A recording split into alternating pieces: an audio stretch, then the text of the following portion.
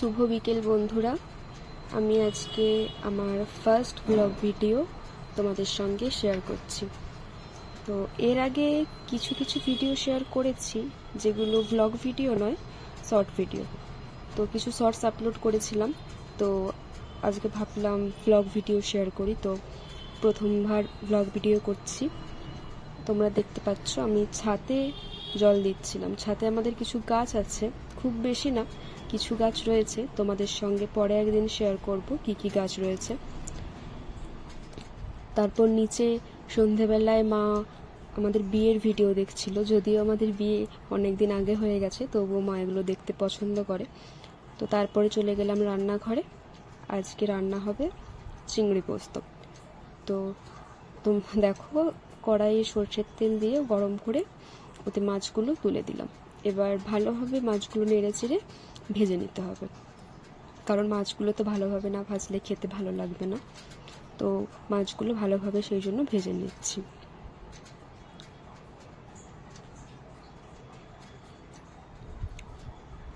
মাছগুলো ভালোভাবে ভাজা হয়ে গেছে, এবার এক এক করে ওগুলো সব তুলে নেব।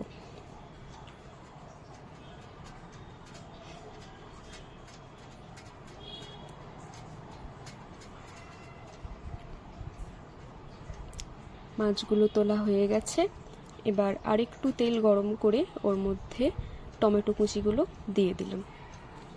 টমেটো নরম হওয়ার জন্য একটু নুন দিয়ে দিলাম।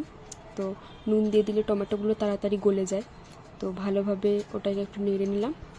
দেখো, টমেটোটা ভালোভাবে গলে গেছে। এইবারে ওর মধ্যে দিয়ে দেব মশলা। একটু লঙ্কা গুঁড়ো দিলাম আর একটু হলুদ গুঁড়ো দিলাম। এবার টমেটোর সঙ্গে ওটা ভালোভাবে একটু মিশিয়ে নিয়ে তারপর ওর মধ্যে দিয়ে দেব পোস্ত বাটা।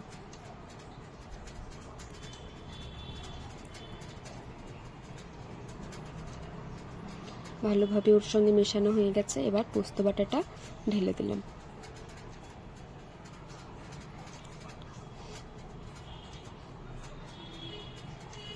এবার ওর মধ্যে পরিমাণ মতন জল দিয়ে দেব।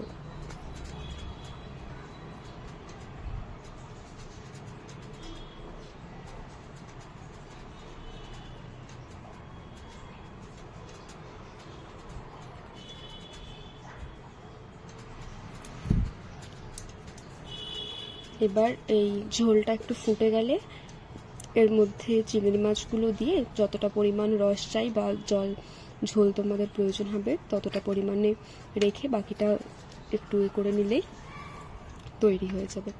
তো এবারে করছি বেগুন পোড়া। তো বেগুনগুলোকে প্রথমে ফুটো করে নিচ্ছি।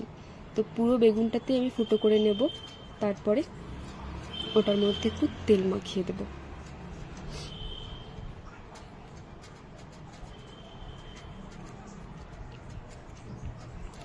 দেখো, পুরো বেগুনটাই আমার ফুটো করা হয়ে গেছে। দুটো বেগুন পোড়া করব, সেই জন্য দুটো বেগুনকেই ভালোভাবে ফুটো করে ওর মধ্যে তেল মাখিয়ে দিয়েছি। এইবার দুদিকে দুটো গ্যাস জেলে ওর ওপরে বেগুনগুলোকে তুলে দেব।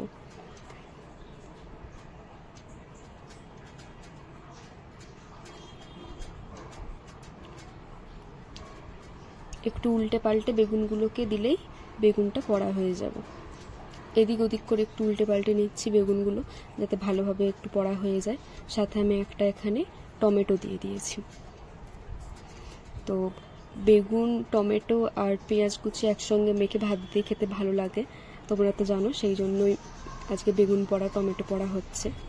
তো বেগুনটা দেখো পোড়া হয়ে গেছে। আজকে আমি ফার্স্ট ভিডিও আপলোড করলাম, জানি হয়তো অতটা পছন্দ হয়নি, তবুও লাইক কমেন্ট শেয়ার করো।